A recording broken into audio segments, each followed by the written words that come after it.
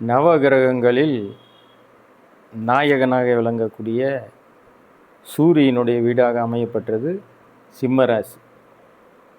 அந்த சிம்ம ராசிக்கு அதிபதியாக விளங்கக்கூடிய சூரியனுடைய பலம் இவருக்கு இயற்கையிலேயே அமையப்பட்டதாக இருக்கும்.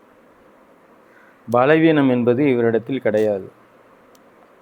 சொல்வன்மையும் செல்வாக்கும் மிக்கவராக விளங்கக்கூடியவராக கண்டிப்பாக இருப்பார்கள். ஆளுமை திறன் மிக்கவராகவும் பொது இடங்களில் மரியாதை மிக்கவராகவும் சமூக அந்தஸ்தும் நீதி நேர்மை நியாயம் போன்றவற்றை கடைபிடிப்பவராகவும் அதை மற்றவர்களிடத்தில் கடைபிடிக்கும் சூழ்நிலையை உருவாக்குவராகவும் இருப்பார்கள். இவங்க செய்யக்கூடிய செயல்பாடுகள் ஒவ்வொன்றும் நாம் எடுத்து பார்க்குறப்ப பார்த்திங்கன்னா அதில் தெளிவு இருக்கும்.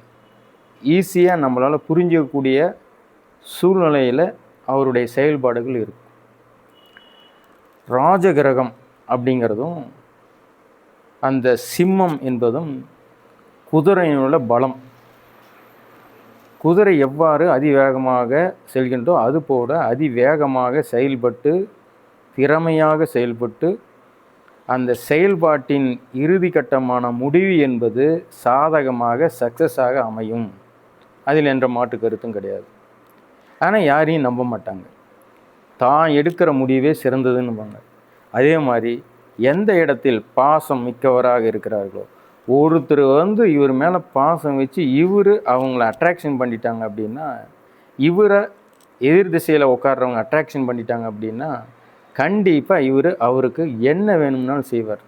அவரை தப்பை கூட மன்னிக்கக்கூடிய மனப்பக்குவம் இவருக்கு வந்துடும். அதே மாதிரி இவரை ஒருத்தர் டாமினேட் பண்ணணும்னு நினச்சாங்கன்னா கண்டிப்பாக அவரை ஓவர்டேக் பண்ணி இவர் மேலே வருவார். இவர் எங்கேயும் அடிபணிய மாட்டார். நீதிமான், நேர்மையானவர், உயர் பதவியில் அமர்வர், உச்சத்தில் அமர்வர், அரசாங்கத்தில் ஆளுமை திறன் மிக்க பதவியில் அமர்வர்.